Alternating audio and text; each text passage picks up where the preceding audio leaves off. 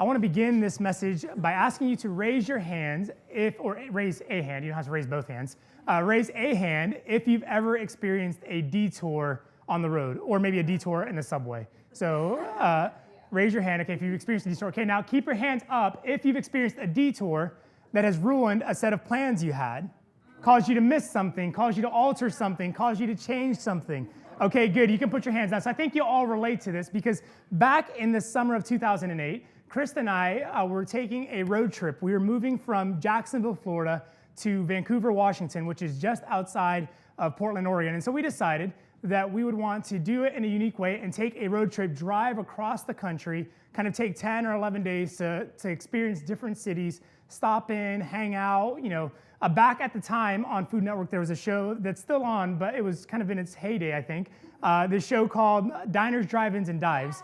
And so we were like, we'll stop in these different cities and we'll pick restaurants that Guy Fieri went to and we'll eat there and kind of make this whole thing out of it. And so we were gonna go from Jacksonville, Florida to Panama City Beach, from Panama City Beach to New Orleans, Louisiana, from New Orleans to San Antonio, Texas, San Antonio to Tucson, Arizona, Tucson to San Diego to San Francisco, and then San Francisco to Portland. And we thought like it'd be a great way to experience the country, see things, try things, go to places we've never been before, and have a great time doing it. So we took off and Jacksonville, Panama City was great, hung out there, went to New Orleans, got to New Orleans, spent a night there, and then we were set to leave the next morning to San Antonio, Texas. And typically it's like an 8.5-hour drive. And so what we thought was we'd get up early, we'd leave, and then spend a portion of the first half of the day, or as much, try to arrive to San Antonio by like early afternoon. That way we could get into our hotel, check in, hang out for a little bit, go down the Riverwalk in San Antonio, go see the Alamo, go out to a nice dinner, and kind of experience San Antonio. And so we thought, well, if we leave early, then we can we're driving, it's a Sunday in June, so we're driving straight through, and we'll maybe stop for a little bit to kind of fuel up, get a bite to eat, but maybe maximum, we're talking about 9.5 hours. And so we set out and everything was going good, driving, cruising along, and then we arrived to Houston, Texas, and it was, I'll never forget, it was Father's Day, June of 2008, and we get there, and all of a sudden, there's like this backup, like a congestion through the downtown area of Houston, Texas. And at first you're kind of like, well, what, typical backup, you just think, okay, well, probably within 30 minutes sets us back or whatever, we'll get through this, and it shouldn't be a big deal. But no, in Houston, Texas, on Father's Day of 2008, they decided they weren't just gonna have people drive across I-10, the major interstate running through the city. Instead, what they would do is they would redirect 5 lanes of traffic heading westbound off onto a single lane traffic lane, not even on the highway, but off the highway, run through the city, through stoplights and where pedestrians and all sorts of other cars are going, and then kind of redirect them around the city back onto the highway somewhere a few miles down the road where I guess apparently whatever they were doing in between, the highway was okay. And so we got in this thing and you're just kind of stuck. There's nowhere to go, there's no exits, there's no place, this is back in the day before you had GPS on your phone with alternate routes. So you had to like print off MapQuest directions to get there. And so we're stuck. Like we don't even know how to, if we were able to get off, where we would go or how we would circumvent, there's traffic. And so we ended up being stuck, I kid you not, for 2.5 hours. 2.5 hours in downtown Houston, and we didn't get to experience downtown Houston. We just got to sit in our car in traffic and wonder when we were gonna get moving, and we finally made it. It took what was supposed to be an 8.5-hour drive, ended up taking 12.5 hours by the time we finally arrived to San Antonio, and when we got there, we were just done. Like there was nothing that we weren't talking about, like let's go out and experience the city. We got to our hotel, we checked in, and we ordered fish tacos from the TGI Fridays downstairs. And that was our romantic evening in San Antonio. So our plans were completely shot, and we had no real motivation to do anything because this detour had kind of disrupted everything. And I think the reason I share that is because I think we all feel that way. I think you have felt that way in your life. When things have gone unplanned, when things have been kind of gone off track, when you've had to take a detour and the plans you had for your life, the plans you had for your career, the plans you had for your dream or your destiny or your purpose, all of a sudden took a delay that kind of ruined everything. And it wasn't just, well, we'll get through this and we'll get to this, but it's when we get through this, I don't even know if I want that anymore because I'm so exhausted, I'm so worn out, I'm so tired by this detour that I've had to go through. Maybe it was in your career, or not even your career. You didn't even get the blessing of experiencing your career because you didn't even get into the college you wanted to get into. And so your detour started in high school. And you thought, well, if I could get to this, you had this plan, if I can get into this program at this school or this university, that would set me up to get into this follow-up program or into this career path or to this opportunity. And then all of a sudden, when you got that rejection letter or the denial letter or whatever word they want to use to tell you you're not good enough, when you got that letter, it's like, oh, things changed. Or maybe it was that relationship you were in, a committed relationship, a relationship that seemed to have potential, a relationship where you thought you had dreams for that we'll love each other, we'll spend time together, we'll have a family together, we'll travel the world and do all the things that you see on Instagram, and this is going to be perfect. And then you get in the relationship and you realize he's not exactly Mr. Right, or she's not exactly the queen that you were anticipating. And she's more Cruella de Vil, and so you say, no, this is not where I'm supposed to be, this is not what, but I've been in this thing for so long, now all of a sudden, where do I start? How do I go back about this?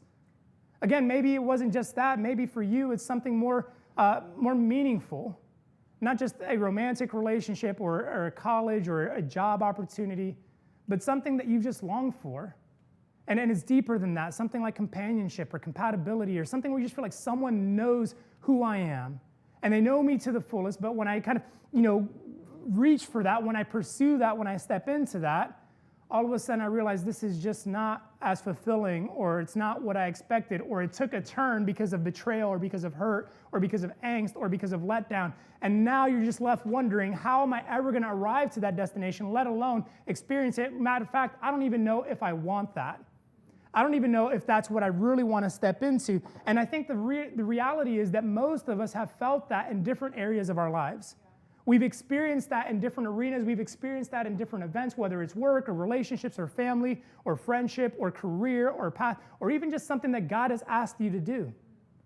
And it causes you to kind of feel forgotten about or kind of like confused, to say the least, but almost just perplexed with, where do I go from this space? Where do I go from here? And we started this series last week, and we introduced the story of Joseph, and I kind of ran through the whole story. And if you remember in Joseph's story, Joseph was a person who had these detours. Joseph was a person who experienced setback in his life. He was supposed to be, or he had this vision of becoming something significant, someone of honor, and all of a sudden he's experiencing betrayal, rejection, he's being sold off, things aren't going as planned, and he was someone who could relate to this feeling of experiencing a detour. And that's where we find Joseph in Genesis chapter 39. And before I jump into the text, I'll kind of recap the story, because if you remember, Joseph was kind of approaching his family, and he says to them, this is the dream I had. This is the vision, or the thing that God is kind of speaking to me about. And God, we talked about how God is working so hard to reach us. And so Joseph finally musters up the courage to say to his family, to his older brothers, to his parents, this is the dream God has for me. And at that point, his brothers were furious, had nothing, wanted nothing to do, and were so angry, felt so disrespected and violated, that the only thing they saw possible was, we should either kill him or sell him. And so they opted not to kill him, thankfully, but they said, you know what, we're going to sell him. So they sell Joseph, and he's been sold to this caravan of migrant travelers, to use a hot button phrase. He's been sold to a caravan of migrant travelers who are traveling to Egypt, and these travelers buy him as a slave. And they arrive to Egypt, and upon arriving to Egypt, they take him and sell him to a guy named Potiphar. And Potiphar was a government official. He was, in essence, a right-hand person to Pharaoh. He was overseeing all of the captain of the guard, or he was the captain of the guard, so he oversaw all of Pharaoh's kind of government and military officials. But then he also was in charge or responsible for the Pharaoh's prisoners, so political prisoners. And so Pharaoh decides he needs to buy some additional help, and so he purchases Joseph from this group of travelers. And Joseph gets placed in Pharaoh's house, and he gets placed and assigned some responsibilities in a foreign land with foreign people, with a stranger. He probably doesn't even know the language, yet it's expected of him to fulfill responsibility, roles, and tasks. And that's where we find him in Genesis chapter 39. But Joseph does his job, he does well, and here's what it says about him in verse 3. It says this: Potiphar, his boss, his ruler, his owner, noticed He noticed this, that Joseph was doing well, and he realized that the Lord was with Joseph, giving him success in everything he did. This pleased Potiphar, so he soon made Joseph his personal attendant. He put him in charge of his entire household, everything he owned. From the day that Joseph was put in charge of his master's household and property, the Lord began to bless Potiphar's household for Joseph's sake. All of his household affairs ran smoothly, and his crops and his livestock flourished. Verse 6, so Potiphar gave Joseph complete administrative responsibility over everything he owned. With Joseph there, he didn't worry about a thing except what kind of food to eat. I mean, you think about how significant this is. You see, this isn't how Joseph would have planned it. This wasn't in Joseph's cards. You know what I'm going to do? I'm going to convince my brothers to sell me as a slave to a group of travelers, and this caravan's going to arrive over to Egypt, and when I get to Egypt, I'm going to convince them to sell me to a government official, and that government official is going to put me in charge of some responsibilities. I won't know the language, I won't understand the customs or the culture, but I'll be really good at my job, and I'll work my way up, and I'll become his right-hand guy, and I'll do such a good job that the only thing my boss has to worry about is what he wants to eat for lunch. It's exactly how I'm going to plan it out. It wasn't part of Joseph's plan. This wasn't part of the script. This wasn't the story he would have written for himself. And I think what you realize, though, is that, because again, sometimes you may distance yourself and say, okay, well, he lucked out. But the fact of the matter is you can relate to this because you've been in less than ideal circumstances yourself.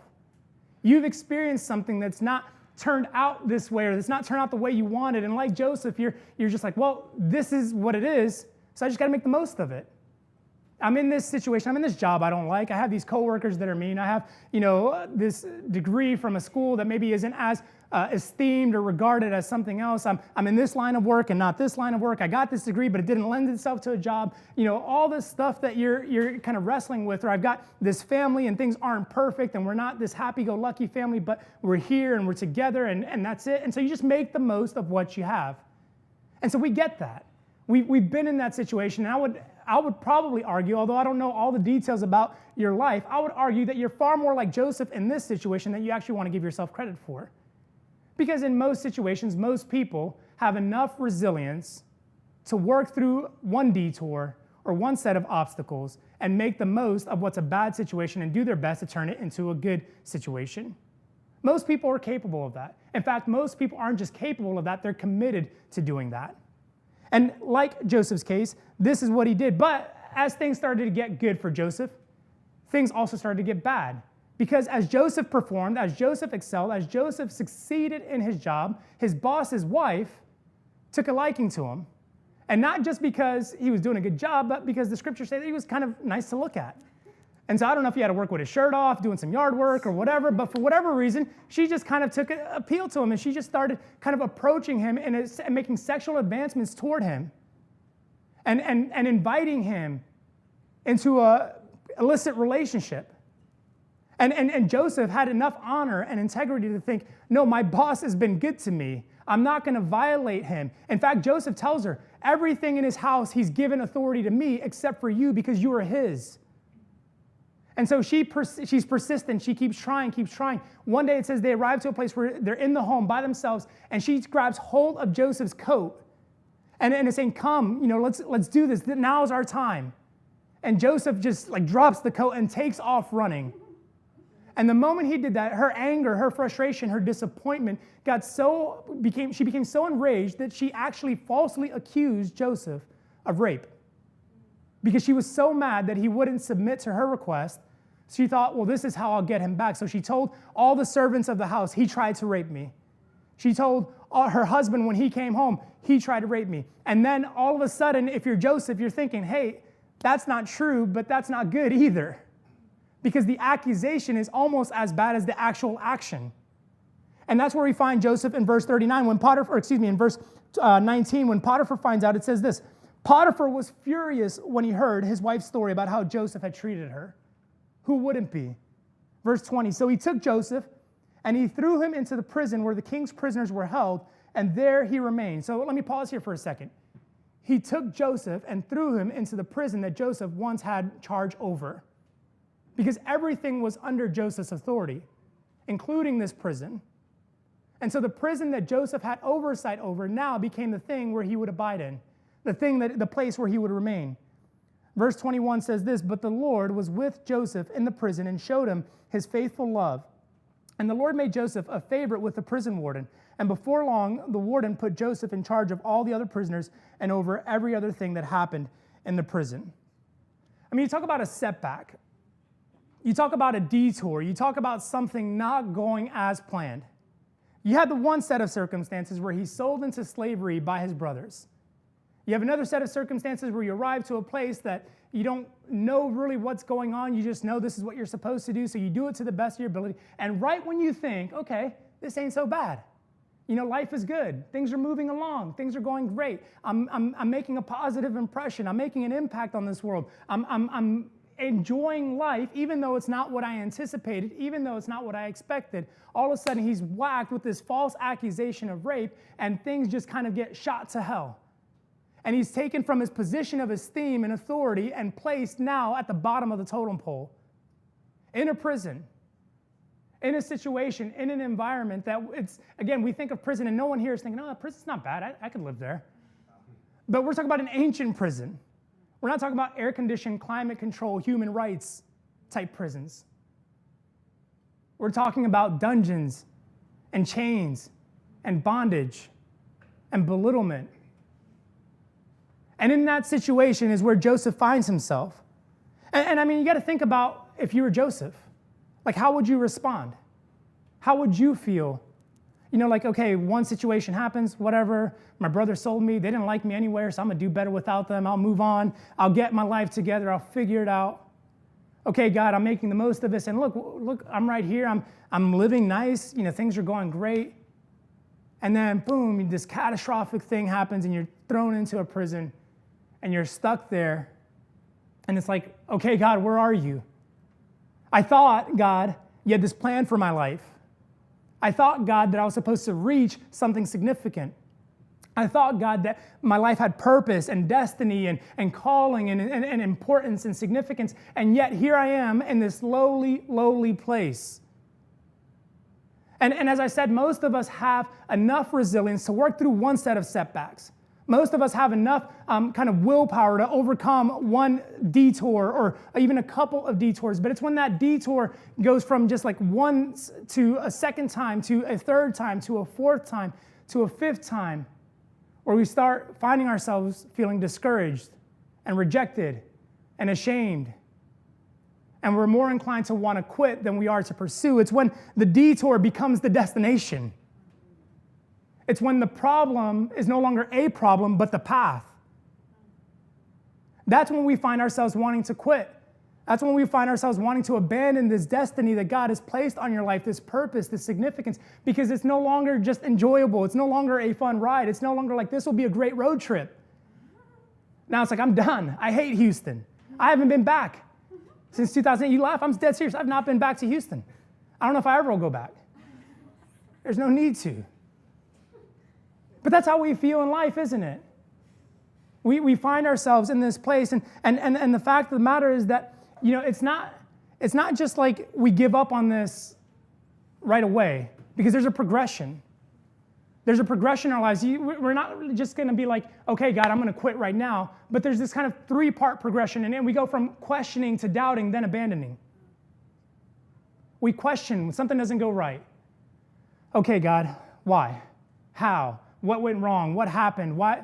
I thought this is what I was supposed to do. I thought I heard you right. I thought I was supposed to get married. I thought I was supposed to get this job. I thought I was supposed to move to this place. I thought I was supposed to give up that opportunity. I thought I was supposed to whatever, X, Y, Z. And we question. You have a friend who recently, earlier this year, took a huge leap of faith and stepped away from a great job that he was doing, a great job that he loved, that he was committed to. And then he thought he was supposed to do, you know, one thing. And so he in this pursuit of one thing that he thought clearly God had told him, he turned down, I'm not even kidding you, he turned down a contract that was going to pay him $200,000 for 6 months. I got choked up about it too. $200,000 for 6 months of work. And he turned it down because he felt like this is what God wanted him to do. And then 6 months after saying yes to this one thing, it bombed. Completely imploded, blew up. And I remember he reached out to me, he's like, why? Like, what happened here? This is not the path I had planned. I mean, if God knew this was going to happen, why did he let me turn down $200K in 6 months' time? I could have had that money in my bank by now. And so we question. And then we go from questioning to doubting. And we doubt, well, if God would let that happen, then maybe he's not good. Then maybe he doesn't have it right. Maybe he doesn't know best. Maybe what I thought, maybe what we sang about in church isn't real after all. Because I don't feel it, because I don't see it, because something didn't go as planned. And once we get to this doubt stage, we're just kind of enough, it's just a little bit more where that second or that third or that fourth setback becomes just the trigger we need to abandon the destiny God has planned for us all along. You don't start here. You start here. And listen, I'm not telling you this is bad. The question isn't bad, it's the answers you come to. But if we're not careful, we'll find ourselves moving down this path and then one day looking at it and saying, well, I had this dream, I had this vision, I had this purpose, I had this thing that was so important to me, that mattered so deeply to me. And then I gave up on it. And the reason you gave up on it is because you worked through this progression. Like Joseph, you had some situations, you had some things that didn't go as planned. You had some family members leave you. You had some jobs that didn't pan out the way you thought. You had some opportunities that fizzled. You lost some money. You lost some friends. You experienced pain. And all of a sudden you say, enough is enough. I'm done with this. It's time for me to bounce. It's time for me to approach something that's maybe a little bit more conservative, a little bit less faith-filled, maybe a little or a lot less faith-oriented.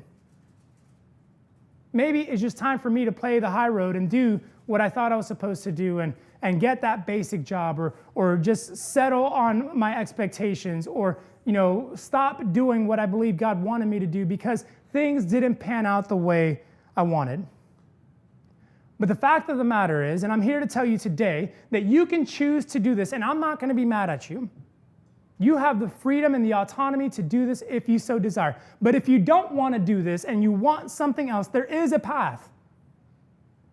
If you don't want to end up in a place of abandon, you say, you know what, I don't want to be there. I know I could be there myself. I could see myself going there, but I want to grab hold of what God has. I want to reach and attain the purpose and the destiny that he has for me. And I want to work to overcome through the detour. I want to work to overcome the setbacks. I want to work to kind of confront the obstacles and press through them so that I can attain the place, the moment, the purpose that I was made for. Then there's a better road. And that's what I want to share with you for the rest of our time. So consider these. I'll give you kind of a 3-step process, but consider these your directions, if you will, for the detour. What to do when you don't know what to do. How to go about it. And from this text, I kind of identified 3 things that Joseph did. So here's where I want to go first to verse 20.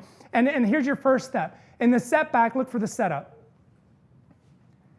Verse 20 says this, so he took Joseph and threw him into the prison where the king's prisoners were held. Now, let me ask you a question. This one's not rhetorical, so you can answer if you know the answer. What was Joseph's calling? Or what was the dream that he had? Let's simplify. What was Joseph's dream that he had? That he would rule and that other people would bow down and honor him, right? So let me ask you this kind of follow-up question. This one can be rhetorical. How does a shepherd boy from Canaan learn how to rule with authority and honorably? How would a shepherd boy who's 11th out of 12 when it comes to birth order, who spends his days herding sheep, collecting grain, and serving his older siblings, how would that child learn how to become a civic and government ruler out in the field? He wouldn't. He wouldn't. He wouldn't have had that opportunity. See, so in Joseph's setback, he was thrown into the prison where the king's prisoners were held. He was thrown into a political prisoner, or as a political prisoner, into a political prison where he would learn the ins and outs of the Egyptian government. where people would gossip and talk and discuss about what Pharaoh likes, what Pharaoh doesn't like, why I'm thrown in jail, why my life was spared and that person was killed, what the issues of the local government are going on, what is happening in the Egyptian government at a large scale that needs insight and someone speaking into. And so Joseph, in his setback, had an opportunity to look for the setup. You see, Joseph could have looked at this as something that was wrong or something that wasn't part of the plan. And honestly, it probably wasn't part of his plan, but it was always part of God's plan. And the fact of the matter is that Joseph had an opportunity to take hold of something that he wouldn't have had access to. Those prisoners, that information, those policies, he would not have had access to, I would even argue, even as Potiphar's right-hand person. Because as you know, here's what I know. When I come home from work, the last thing I want to do is talk about work. And so Potiphar probably didn't want to talk about work when he came home. Hey, Joseph, let me train you. I'm going to build you up. But in a political prison, that's all those people talk about. So could it be that your setback is actually a setup? Could it be that the thing you're frustrated with, the thing that's set you off, the thing that's bothered you, the thing that's kind of displaced you, or the thing that you feel has pushed you back is actually the catalyst for pushing you forward? Could it be that the thing that you're frustrated with, the thing that you're angry about, the thing that you don't deserve is the thing 1 year from now, 2 years from now, 5 years from now that you'll express gratitude over? I'm not here to tell you 100% it is, but I'm asking you a question only you can answer. In this detour, I believe God is actually inviting you to receive the insight and the experience and the knowledge that you would need, not just to navigate a detour, but to fulfill the purpose and the calling that He actually has placed over your life. In fact, I would say this, that the longer you experience it, or the harder you experience it, or the more often you experience that, it's probably more closely tied to the very thing God has put you on this earth for. That's true. So your setback isn't just a setback. It's a setup. Here's the second kind of direction I'll give you. Amidst the accusation, embrace God's affirmation. Amidst accusation, embrace God's affirmation. I love how this verse says this. But the Lord was with Joseph in the prison, and He showed him His faithful love. It seems kind of like a random verse. And if you just kind of take it right here, like this, out of context, you almost would get angry. Because why does God have to show me His love? He's the one that let me go in this prison. Why? I don't need God's love. God is the reason I'm here. I don't want anything to do with God. But what I love about this verse is that God, recognizing how Joseph was accused, Joseph didn't even have a right to defend himself. He didn't even have an opportunity to speak his part. There was no questions asked. He was accused falsely, and that accusation could have very easily become the label he would have worn for the rest of his life. Failure, liar, rapist. And so God, in His understanding, recognized that in this moment, what Joseph needed was not accusation, but affirmation. That I love you, Joseph. You're my son. I've got plans for you. I've got purpose for you. And though it may not feel like it, though you may not see it, though no one else around you may even believe it, trust me when I say something good is coming, and I've not forgotten about you in this space.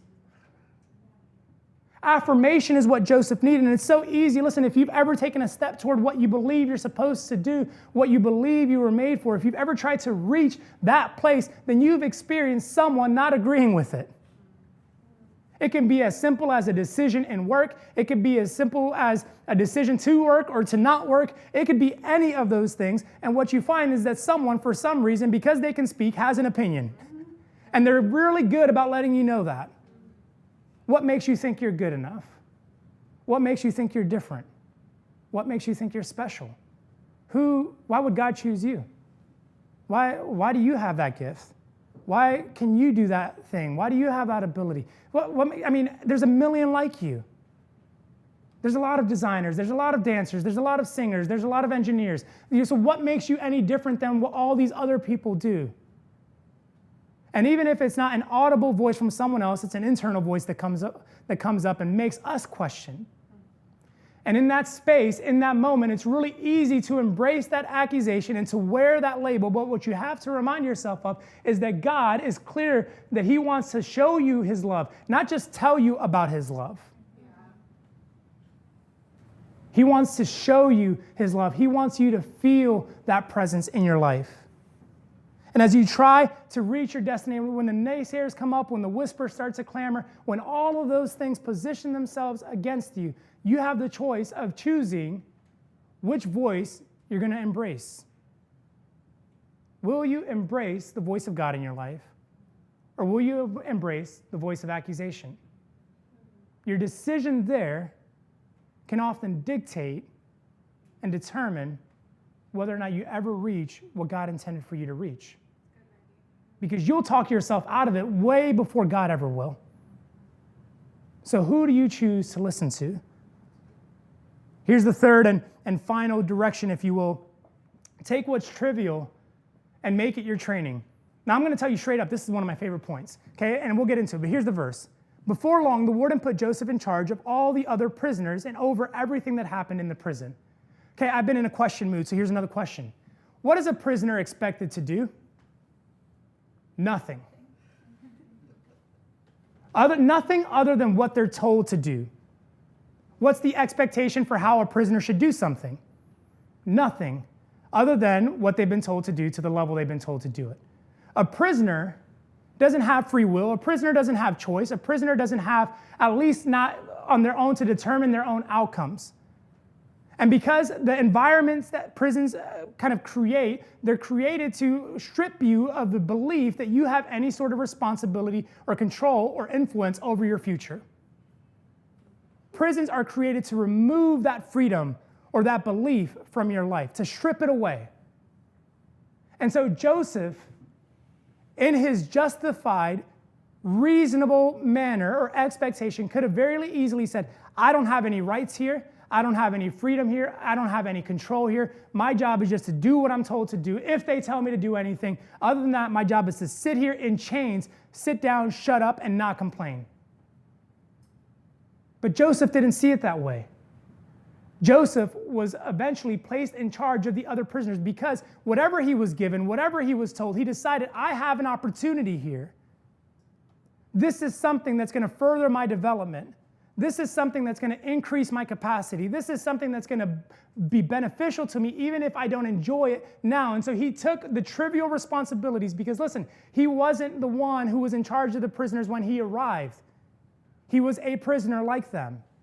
So whatever tasks, whatever things he was given, whatever menial responsibilities were handed to him, he did such a good job with it, and he made it something significant, so much so that the warden said, okay, now you have responsibility over all of the prisoners. And the reason I love this is because when I look back on my own life, I realized the things that I hated, the things I didn't like, the jobs I didn't want to work, the people I didn't want to work for, the tasks I didn't want to do, all those things ended up becoming the training for where I am today. The things that seem trivial, the things that seem kind of menial, the things that seem stupid, that someone else should be getting paid to do that, those things ended up becoming my training for today. I remember when I first started working at a church, and we were a new kind of church plant reboot, so to speak, and so I got brought in, and here's what they told me. Hey, we just got a new facility, so we need a cleaning team. And so why don't you head up the cleaning team?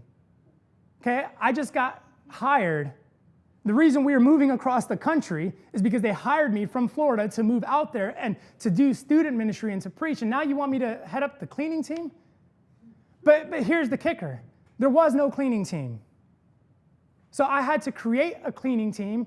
And until we had a cleaning team, I was the cleaning team. I was cleaning toilets. I was sweeping floors.